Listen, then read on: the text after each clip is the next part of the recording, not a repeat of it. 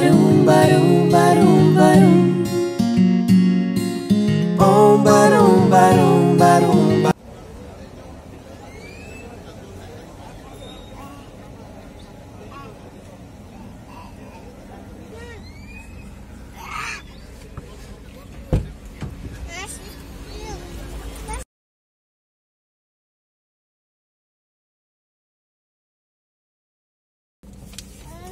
Donc on allait en direction des ruines à Tulum. Donc on nous a arrêtés donc par des, bon, je pense que ce sont des guides, des tours touristiques, des choses comme ça. On nous a fait comprendre qu'on ne pouvait pas continuer tout droit sans prendre une entrée, des choses comme ça. Alors c'est vrai qu'ici au Mexique, il y a beaucoup entre guillemets d'arnaques, comme ça ils te font un peu croire que tu es obligé de continuer, de payer, etc., etc. Alors nous voilà arrivés à Tulum. Aujourd'hui on va visiter les ruines, enfin en tout cas on va commencer par visiter les ruines. Et on voulait vraiment visiter en connaissant vraiment l'histoire du lieu. Donc on veut aussi vraiment que les enfants puissent comprendre où on va, à quoi ça a servi, enfin bon, l'historique des lieux. Du coup on est en train d'attendre notre guide français, puisque c'est pas hyper répandu apparemment dans le coin, le guide français, mais bon voilà, il a été appelé et du coup on l'attend pour pouvoir visiter et je vous montre tout ça en images.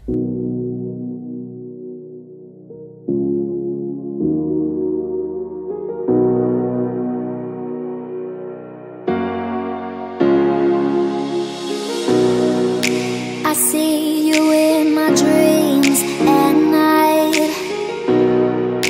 I wonder how you breathe through life. I'm blurry-eyed and I feel blind. I stay behind your shadow. Everyone knows you, but nobody understands. Everyone owns you, but I'm in the palm of your hands. Wide open. Donc voici notre guide pour la journée.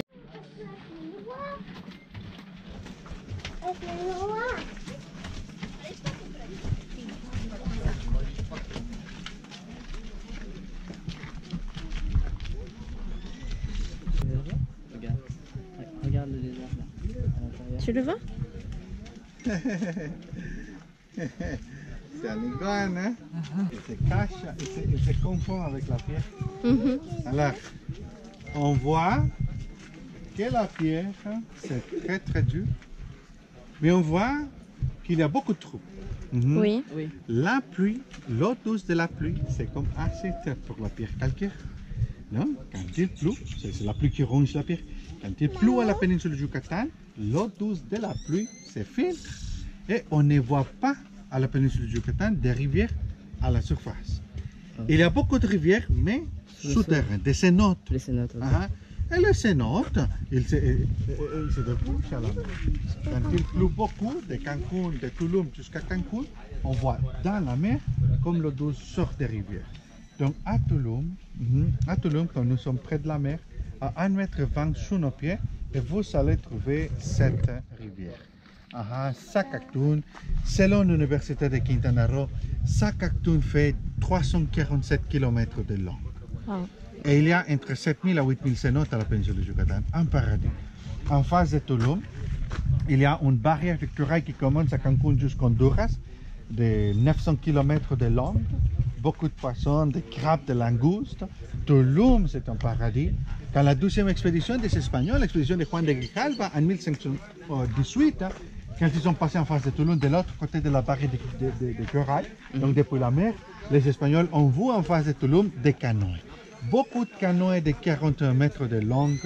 Il y avait beaucoup de mayas sur le marché, des mayas sur le château. Et selon la 12e expédition des Espagnols, les palais, les temples, les maisons de Tulum, ils étaient peints en bleu et rouge.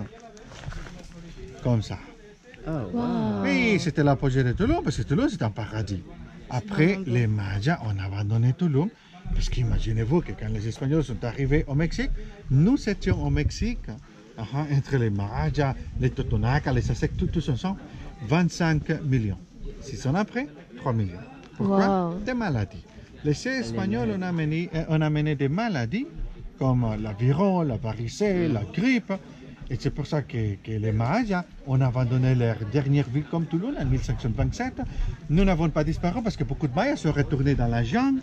Et maintenant, il reste encore presque 5 millions de descendants de Mahaja, les gens qui parlent la langue Mahaja.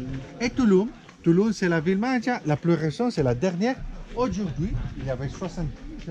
Aujourd'hui, c'est le seul site archéologique qui se trouve au port de la mer. Et vous allez voir quelle mer. On y va. Un palapa. Des maisons en bois.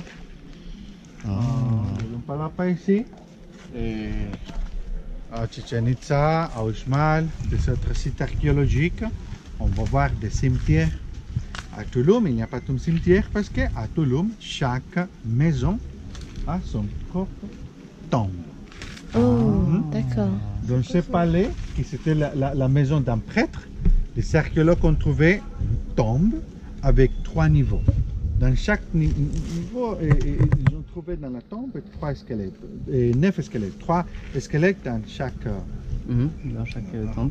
Enfin, dans chaque partie de la tombe. Oui, partie, oui. Et donc 9 squelettes en total. Et quelquefois, ils ont trouvé 3 squelettes, quelquefois 12 squelettes. Les mages ont fermé la tombe. Et après, ils continuent à vivre dans la même maison avec la tombe là, sur tout ça. Donc nous avons trouvé des squelettes et aussi des offrandes. Imaginez-vous, s'il y avait uniquement 5 palais, imaginez-vous la personne qui habitait dans ce palais au bord de la mer. Après, très important, donc dans la tombe de ce palais, les archéologues ont trouvé 4 squelettes, un masque en jade, la pierre la plus précieuse des Mayas, qui venait de Guatemala. Une offrande comme ça, en or, de Colombie, des vestiges archéologiques de Tulum au Pérou, des peintures mayas à Utah aux États-Unis, et le même blue maya dans un île au Canada. Tulum, le port commercial le plus important à l'époque post-classique. Pourquoi Tulum? Qu'est-ce qu'il y a à Tulum? À Tulum, il y a des poissons, des animaux. Et il utilisait comme monnaie aussi les peaux des animaux, comme les peaux des jaguars pour les guerrières, des plumes pour la noblesse, et du sel, du miel. Il y avait une monnaie très spéciale entre les Mayas et les Aztèques. Du chocolat, cacao, qui venait de la région de Veracruz et Tabasco, le golfe du Mexique. Alors, pouvez-vous voir en haut le temple le plus haut de Tulum? Les Mayas ont construit le temple le plus haut de Tulum sur une falaise au bord de la mer pour une raison spéciale que je vais vous expliquer, mais depuis la plage. C'est le point le plus haut de toute la côte orientale de la péninsule du Yucatan.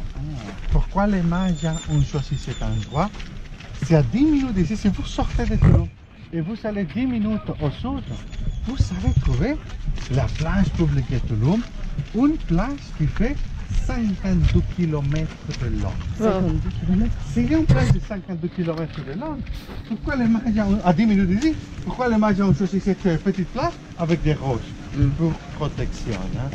Protection naturelle. Oui, c'est une protection naturelle. Imaginez-vous qu'il y avait 70 villes au bord de la mer. Nous avons perdu le temps à cause des vagues. L'ouragan Wilma en 2005.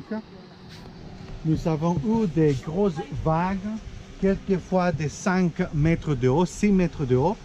Donc dans 3 jours, nous avons perdu presque le 40% des hôtels de Cancun, l'aéroport de Cancun, beaucoup d'hôtels à la rivière Maya, mais pas ici dans le site archéologique, grâce à la falaise de 12 mètres qui nous protège des vagues.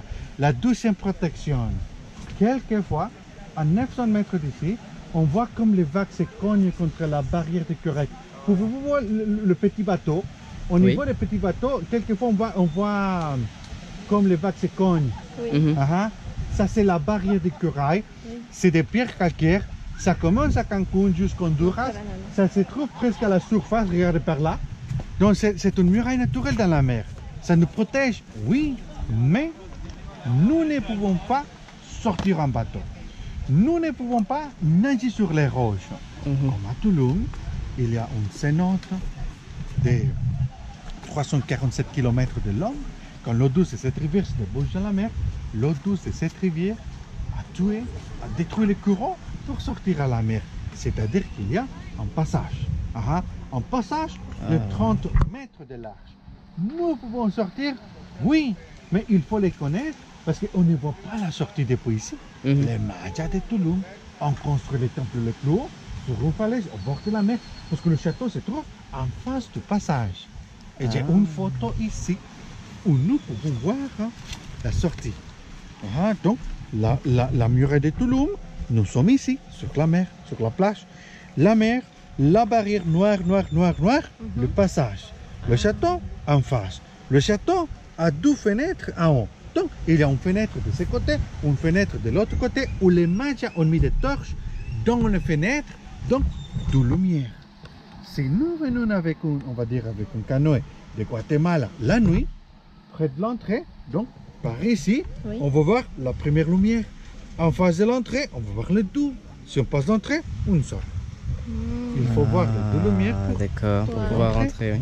Alors, les gens locaux, oui, ils connaissaient l'entrée, mais pas les Espagnols. La première expédition est arrivée, l'expédition de Valdivia, et nous croyons qu'elles sont arrivées quand la mer se trouvait comme un lac, parce que les Espagnols ont cassé leur bateau en face dans l'île, et 10 Espagnols sont arrivés à Cancun, mais les rois de Cancun, ils les ont pris comme des esclaves, et quelques jours après, les Mayas de Cancun, ils ont tué 8 Espagnols, et ils les ont tués pour manger. Ils ont mangé. Les cannibales. Cannibales? Oui. La 12e expédition des Espagnols de Juan de Grijalva, ils sont passés en face de Tulum et nous croyons qu'ils ont vu la barrière de corail parce que les Espagnols de la 12e expédition ont décrit la ville de Tulum et depuis la mer. Donc selon Juan de Grijalva, il y avait des canoës en face de cet endroit, des Mayas sur le château, sur le marché, quelques Mayas sur la falaise et sur le château. Et selon les Espagnols de la 12e expédition, ils ont vu de lumière. Pourquoi? Ils se trouvaient en face du passage. Oui, ils ne connaissaient pas l'entrée, ils ne connaissaient pas les lumières. Donc, ils ont continué. Des tortues qui viennent pour se reproduire ici. L'année dernière, il y avait 72 tortues ici. Dans chaque trou, il y a quelques trous par là. Dans chaque trou, normalement, 160 bébés éclosionnent. Les 160 bébés qui éclosionnent, et les oiseaux les mangent, les poissons. Donc, une ou 2 bébés tortues. Ah, 1 ou 2 seulement? Oui, des 160 bébés. Donc, il faut les protéger, c'est pour ça que. Donc là, c'est un lieu protégé. C'est bien. Donc, la nuit, on les laisse ici, au même endroit, et ils vont directement à la mer. On ne les laisse pas près de l'entrée, près de la plage, près de la mer, parce qu'ils doivent faire comme des exercices pour nager plus vite que quelques personnes. Ah d'accord. C'est comme une sélection naturelle. Oui. Si on les laisse près de la mer, ils ne vivent pas. Ah d'accord. Il y a des tortues qui pondent ici. Qui pondent des œufs pour avoir des bébés. Mais ils en font 160. Il n'y en a que 2 qui survivent. Parce que les autres se font manger par les poissons. Par les poissons, par les oiseaux. Et ces 2 tortues, après, elles font encore des bébés? Le soleil se lève en face de Tulum. Ça, c'est le côté est. Ce matin, le soleil va se lever par là. Et après, il va se coucher de l'autre côté. Demain, le soleil va se lever par ici. Et après par ici. Pourquoi? La Terre se déplace autour du soleil. Le 22 décembre, le soleil va s'arrêter par là. Et le 23, il va revenir. Le 22 juin, le soleil va s'arrêter par là. Et le 23, il va repartir. Le tropique de Capricorne, le tropique de Cancer. Entre les 2 tropiques, l'équateur. Le soleil se lève en face de l'équateur 2 fois par an. La première fois, le 23 septembre. Après, il va continuer quand le soleil retourne le 21 mars. Donc, à Tulum, les Mayas de Tulum, ils ont construit ces petits temples avec la petite entrée qu'on voit par ici. Et de l'autre côté, il y a une petite fenêtre comme ça que les Mayas ont construit en face de Capricorne. Ça, c'est la photo de Tulum le 22 décembre, 6h30, dans le matin, pour 15 minutes. Waouh! Le solstice d'hiver. À Chichen Itza, le dieu le plus important, c'était un serpent. À Toulouse, c'était Vénus, la planète Vénus. On voit sur l'entrée qu'il y a comme une personne qui se trouve dans tous les temples de Toulouse, mais uniquement à cette maison, entre le toit et la porte. Si nous trouvons une déesse dans un palais, dans une maison, pour les Mayas, c'était comme la couronne du roi. C'était le palais du roi. Et nous croyons que le grand prêtre, parce que c'était une personne très importante qui habitait en face du château, nous croyons que le grand prêtre habitait en face du château. Ils avaient le pouvoir, la religion, c'était les moyens de pression qu'ils utilisaient pour dominer le peuple. Ici, qui protège les temples. Et le château, c'était pas un château, c'est un temple, c'est comme une église. Donc ils dansaient sur la plateforme, ils ont fait des rituels par ici, sur le château. Le château, c'est un phare et on voit qu'il y a une ou trois portes. Entre les deux colonnes, on voit qu'il y a une pierre comme ça. Pouvez-vous voir la pierre entre les deux colonnes? Oui, tout à fait. Oui. J'ai une photo d'une peinture maya qui se trouve dans un temple à Chichen Itza, à Toulouse. Les Mayas ont fait la même chose ici à Toulouse, sur la pierre. Oh. C'était des rituels. Des sacrifices. Oui. Et pourquoi ils faisaient des sacrifices? Madame, il mettait les esclaves sur la pierre. Nous croyons que quelquefois il était vivant. Il mettait comme ça, donc après avec une pierre en obsidienne volcanique, il coupait par ici pour prendre le cœur et pour faire le cœur au Dieu. Et le sang symbolisait la vie pour les Mayas. Donc le prêtre, il mangeait le cœur et après il laissait les squelettes dans les cénotes. Et près de Dos Ojos, autour de Toulouse, les archéologues confirmaient quelques cénotes. À Chichen Itza, il n'y a qu'une cénote où les archéologues ont trouvé 250 squelettes. Les 250 squelettes, ils ont trouvé comme 160 squelettes des enfants de 3 à 13 ans. Imaginez-vous qu'avant, les Mayas ont déboissé presque toute la péninsule du Yucatan. Après, ils devaient faire la meilleure chose qu'il avait au Dieu pour demander la pluie. Il les laissait dans les cénotes, parce que le Dieu se trouve dans les cénotes. Et pour les Mayas, c'était la maison de Tchak, et Tchak, c'était le Dieu de la pluie.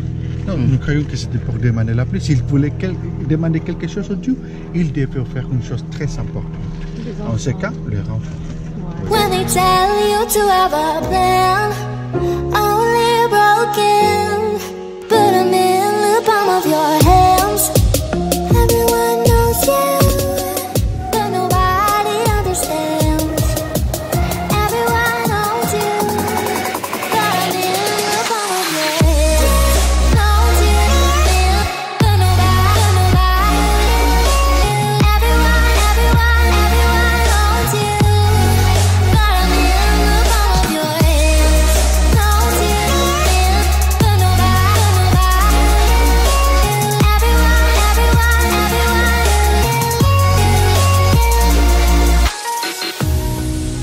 I see you when I close my eyes. I wonder if you feel me like I'm blurry-eyed and Avec cette protection, il faisait ici, la place, il se baignait ici, et cette ville cénote, la boue, imaginez-vous que le soleil se lève en face de Toulouse, le dieu le plus important des Mayas. Donc Toulouse, on vous dit en muraille en pierre, parce que les archéologues ont cherché le nom de cet endroit. Avant la conquête, pour les Mayas, cet endroit c'était Sama. En Maya, Sama vous dit l'aube, le lever du soleil. Donc parfait pour cet endroit, au bord de la mer. C'est beau, hein? Et pour finir la visite guidée, ça c'est l'entrée, c'est l'escalier pour descendre sur la plage. I feel blind. I stay behind your shadow. Everyone knows you, but nobody understands. Everyone owns you, put 'em in the palm of your hands. Alors là, c'est la session IEF avec le professeur Papa. Alors, cours d'histoire sur ce magnifique lieu qui est Tulum, d'accord? Tulum, donc, qui a été choisi par les Mayas. Alors, à savoir qu'ils étaient sur la côte. One ear open, have a plan, only broken. Put them in the palm of your hands. Everyone knows you, but nobody understands. Everyone knows you, but I'm in the palm of your hands. Knows you, but nobody. Everyone knows you, but I'm in the palm of your hands. Knows you, but nobody. Everyone knows you, but I'm in the palm of your hands. Everyone knows you, but nobody understands. Everyone knows you, but I'm in. Il a été estimé qu'il reste encore des milliers de ruines et de villages qui ne sont pas encore découverts, donc qui sont à l'état sauvage, que ce soit dans le Quintana Roo et dans le Yucatan. Et il y en a tellement qu'il faudrait, si on visitait par jour une ruine, il faudrait plus de 110 ans pour toutes les visiter. Donc ça montre à quel point c'est immense et à quel point il y a des choses qu'on n'a même pas encore découvertes. C'est vraiment très dense et la population, que ce soit aztèque, maya et toutes les autres qu'il y a, est vraiment très nombreux. Il y a 68 langues différentes au Mexique en fonction des régions. Chaque région, donc comme le Quintana Roo, le Yucatan, a ses propres langages, les dialectes et aussi sa propre culture. Donc d'un village à l'autre, on peut passer à des langues qui sont vraiment très différentes, telles que le français et l'anglais.